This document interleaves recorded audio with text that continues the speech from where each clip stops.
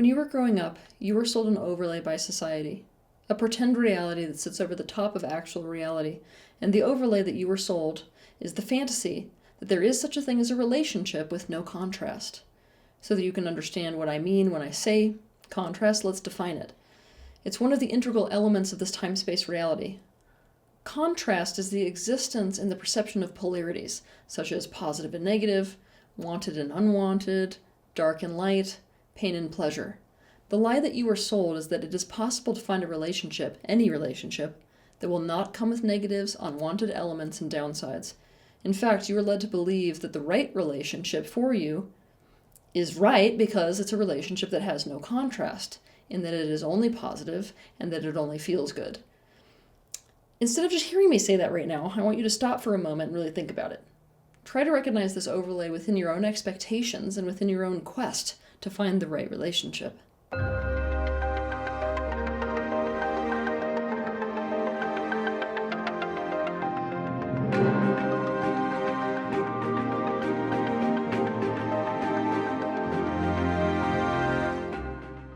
As a result of being sold this lie, many people on Earth are in a disappointing perpetual search mission that grows more and more painful with each relationship that they have. And for many people, the minute that they run into contrast in relationships, they decide that that's the indication that the relationship is not right for them. Because if it was the right one, there wouldn't be any contrast, right?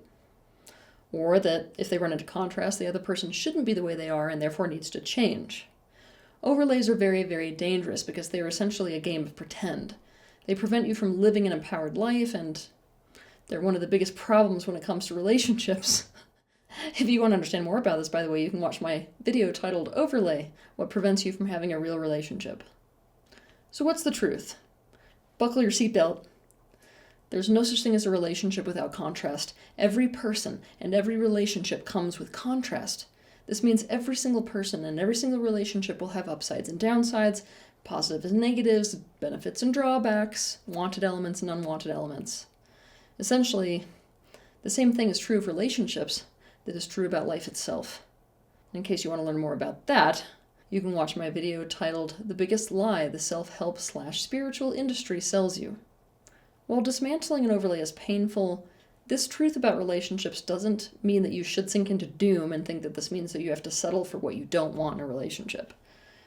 You shouldn't simply give up on relationships being good and give up on aiming for improvement within your relationships. There's a great many things that you can do while still operating within the acknowledgement of this truth to maximize your ability to find a feel-good relationship. And here are some of them. 1. You can consciously choose your contrast. We can take a serious look at what negatives and downsides we can genuinely say yes to and what negatives and downsides we can't say yes to. The beauty of us all being different in many ways is that some of us have deal breakers that others of us don't have. Some of us experience real pain with certain things, and other people really don't experience pain with those very same things. Let me see if I can come up with an example. Yes, okay, for example, let's imagine that you fall in love with someone who is committed to living and working in a place that you don't like. One person could choose the contrast of being in a place that they don't like. Their expansion would then be about finding wanted things and making positive changes that, in essence, accommodate for that contrast that they chose. To the other side, another person could not. Doing so would cause so much resentment and unhappiness that the relationship itself would unravel. When your free will is involved in the process of choosing the specific contrast that you can and cannot say yes to, you will not feel like a victim to the negatives and the downsides within your relationships. You will instead be approaching relationships from a very mature and empowered place. To learn more about this, you can watch 2 of my videos. The first titled, Why You Should Consciously Choose Consequences. And the second titled, Want to Succeed? What Pain Will You Say Yes to? 2. With the contrast that you did choose, become as aware as possible of what that contrast means for you and become empowered around that. For example, let's say that a woman actually does choose into a relationship with a man who plays a lot of video games. And this is not somebody who wants to play video games with her. This is somebody who, quite frankly, wants to be unavailable for stretches of time. So we just saw the contrast is him being unavailable for blocks of time.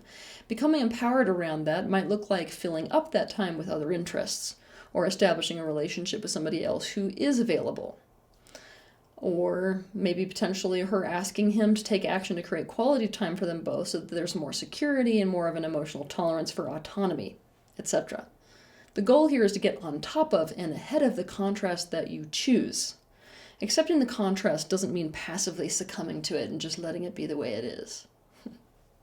3. You can focus on consciously seeking out compatibility in each of your relationships. Compatibility is when two things are able to exist or occur together in a state of harmony and without conflict. If two things are compatible, their coexistence is beneficial, and it adds to the well-being of each of them.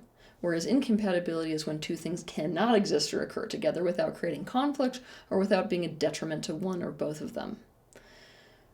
When we focus on compatibility as the necessary foundation for our relationships, we are forced to naturally accommodate for the reality that every person and every relationship comes with contrast. If there's a high degree of compatibility in a relationship, you're going to experience much more pleasure and much less pain. The specific contrasts that you will choose will be ones that you can sign up for and can deal with. They won't be ones that will diminish your well-being. Essentially, you will perceive the positive to be what is dominant in the relationship if you make your relationships about compatibility. To understand more about this, you can watch my video titled Incompatibility, a Harsh Reality in Relationships. 4. You can focus on having many relationships and resourcing many different people, and you can establish creative arrangements with those people. You can operate from the perspective that there is a place for every person in your life. The question is, what place? This might just require adjusting the structure of your relationships and the way that you think that specific relationships should and shouldn't look. Because the current relationship paradigm is restrictive when it comes to designing a life for yourself that is actually going to work for you. Humans are a tribal species. People were never meant to get all their needs met by one primary partner. When we stop limiting ourselves by needing one person to do and be everything in our life, we have more room within us for the negatives and for the downsides of each person. We also have more room to get creative with where people do and don't fit into our life because there's more wiggle room when it comes to incompatibilities. We fixate on changing that person into becoming exactly what we want them to be, and this leads to lots of pressure and pain for both people. This is very different than healthy growth. We start to slip into deprivation patterns, as well as patterns where love means suffering. Knowing all of this, I want you to ask yourself the following questions. If I accepted that there will always be contrast in every relationship, that there will always be both negative and positive, wanted and unwanted inherent within each person and within each relationship, what would I do differently? If there will be contrast in every relationship, what contrast can I sign up for? Have a good week. If you liked this video, be sure to hit the like button, subscribe to my channel, and consider sharing this video with your friends. You can also click on the bell icon to be notified of the next time that I post a video. I want to thank you personally for the bravery that you have to step into awareness. I'll see you in the next video.